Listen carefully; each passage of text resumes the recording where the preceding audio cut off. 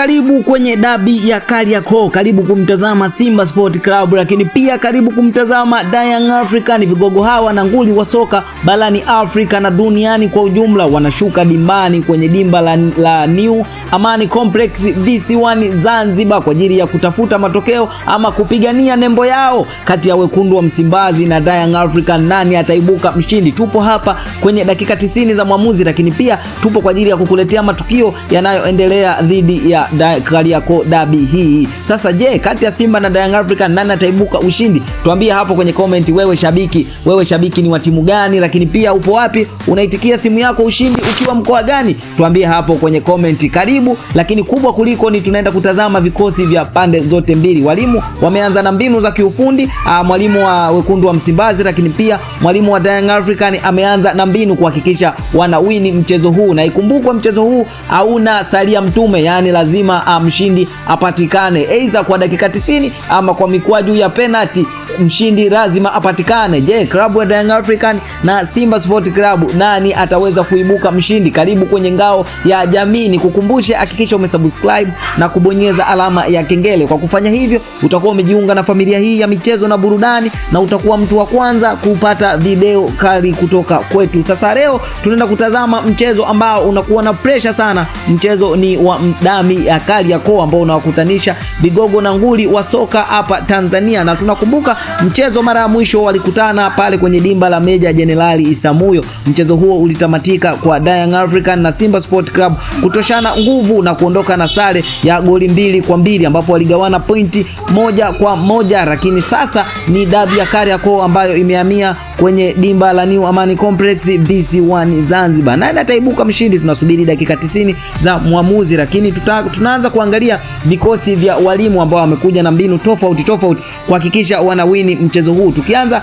na wekundu wa Msimbazi, kocha wa wekundu wa Msimbazi Steven Baka ambaye amekuja na mbinu kuhakikisha anawini mchezo huu. Na ukianza kuangalia kikosi alichokipanga ni baada ya wachezaji wenye uzoefu kupewa uwezo mkubwa wa kuwini mchezo huu, lakini pia kupewa nafasi ili kuweza kumaintain tempo ya mchezo, lakini pia kumaintain pressure ya mchezo huu. Golini mwalimu Steven Baka ameanza na Jibli Tanja Kasali ambaye ni golikipa namba 1 wa wekundu wa Msimbazi, lakini namba 2 ni Kapombe Shomari Baba Esther, huyu ambaye ndiye mkongwe wa dabi nyingi sana za Kariakoo. Hivyo basi Steven Baka ameanza na Kapombe ili kuhakikisha kupunguza pressure ya mchezo huu. Lakini namba 3 ni Nixon Kibabage ambaye uwezo wake wa kukaba lakini pia kushambulia yupo vizuri. Hivyo basi mwalimu Baka ameanza na Kibabage ili kuhakikisha anapeleka mashambulizi kwenye safu ya wapinzani. Na namba 4 namba 5 kama kawaida ni Lucien Deloko na Toule ambao wanaongoza safu ya ulinzi ya wekundu wa Msimbazi. Na namba 6 ni Mkata Umeme Kagoma, huyu ambaye ameanza kama namba 6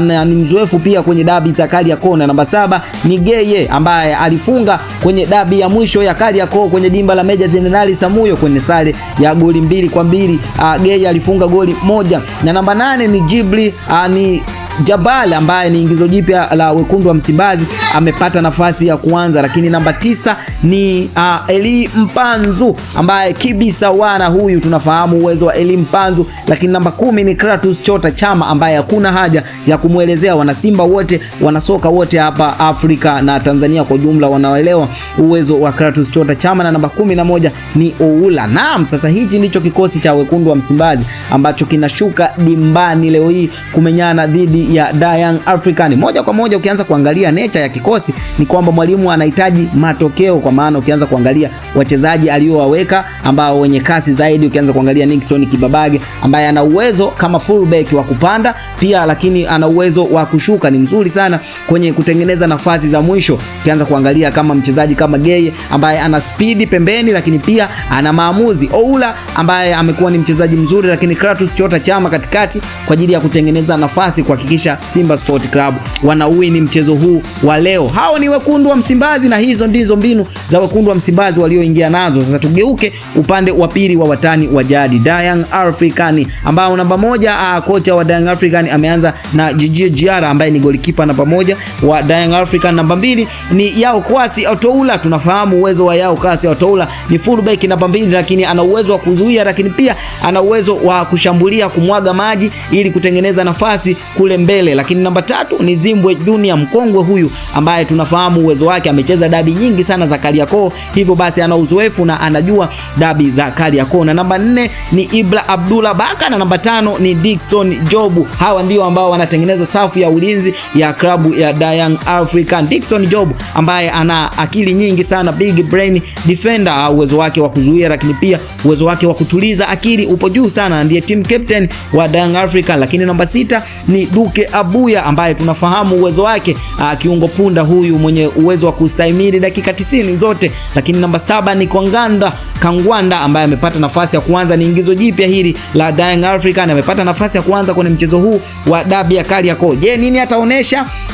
Yote tunasubiri dakika 90 za mwamuzi. Na namba 8 ni Alan Okello ambaye amekuwa na assist nyingi kwenye nusu msimu alioingia wa NBC Premier League. Tangu amejiunga na kikosi hiki cha Young African, basi mambo yake yamekuwa mazuri. Lakini namba 9 ni Shasha Boy Peter Shalulile. Hapa sasa ndipo ambapo roho za wananchi zimetulia. Wananchi wengi sana ama mashabiki wengi wa Young African wanasubiria kumuona Peter Shalulile akifanya maajabu kwenye mchezo huu dhidi ya watani wake wa Simba Sport Club. Peter Shalulile atafanya nini? Tunasubiri dakika 90 za mwamuzi. Lakini namba 10 ni Maxim Pia Nzengeli na namba 11 ni Zoko Hani. Naam, sasa hicho ndicho kikosi cha Young African ambacho kinaenda kuwakilisha bendera ya wanayanga kwenye mchezo dhidi ya wekundu wa Msimbazi. Nani ataibuka kidedea? Tunasubiri dakika 90 za mwamuzi. Lakini ukianza kuangalia nature ya kikosi hichi cha Young African, moja kwa moja kinahitaji matokeo, kwa maana ukianza kuangalia wing back za pembeni zote zina mwendo, lakini pia zina uwezo wa kutengeneza nafasi.